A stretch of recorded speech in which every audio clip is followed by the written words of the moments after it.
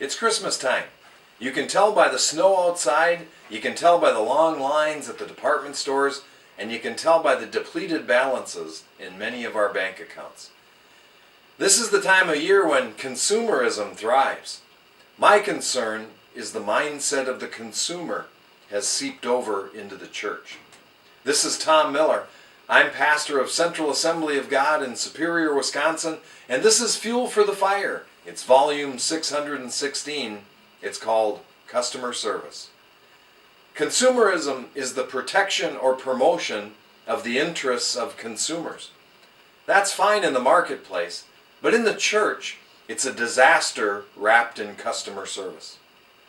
Let's back up a little. If you ask virtually any attender of an evangelical church why their church exists, the answer would have something to do with reaching unchurched, unsaved people.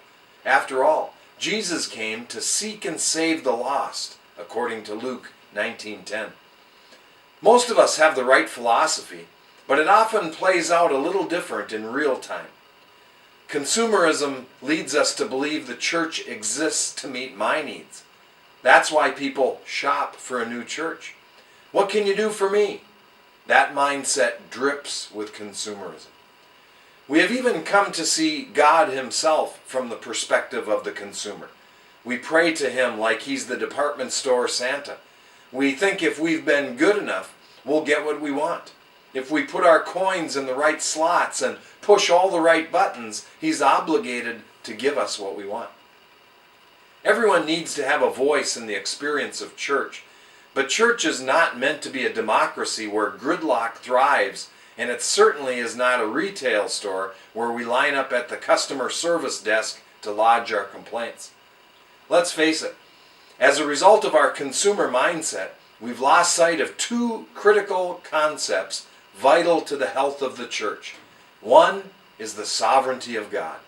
The second is submission to authority. Neither are very popular these days. We live in the age of rights and equality and majority rules, but God dwells in a different world. God's economy runs on something different than what we have to offer. We must remember we serve the God who has unlimited and unconditional power and authority. We're called to bow before the one who has dominion over the universe. We're called to surrender all our rights and trust the one who came on that first Christmas morning, long before the lights, the packages, the spending, and the mindset of consumerism stole our hearts. That's the way I see it. And that's a little fuel for the fire. And remember, I love you guys.